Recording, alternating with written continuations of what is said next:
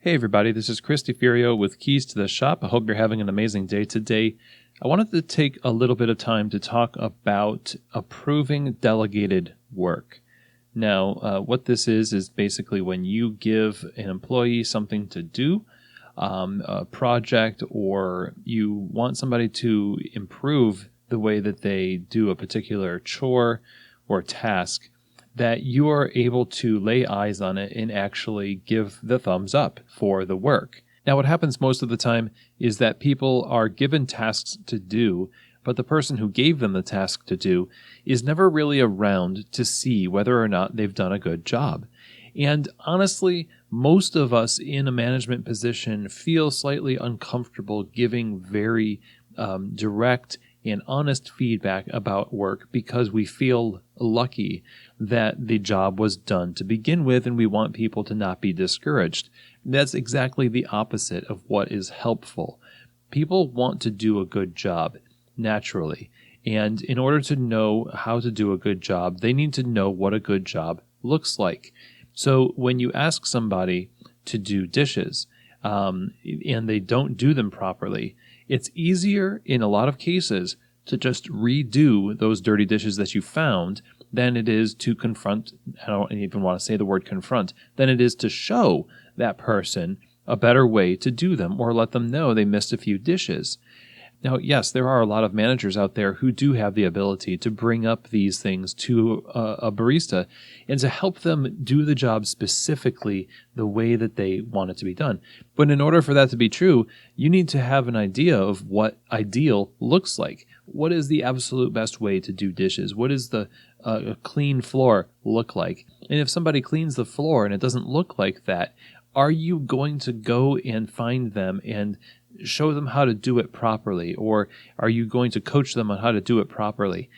If you're not willing to do that, then delegating work is really not going to bring the kind of relief to your schedule as a manager, or the kind of satisfaction on a job well done to the barista as it possibly could. So my encouragement to you is this: if you find yourself in charge of making sure that things are happening in the cafe, we can call you a manager, a shift leader, whatever your title happens to be. If one of your responsibilities is helping people accomplish a multitude of tasks through delegated work, then you've got to sign off on their doing the work.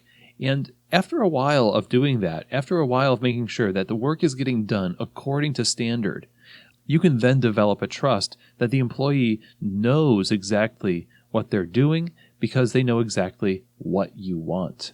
Anything less than that is just selling yourself and the barista short.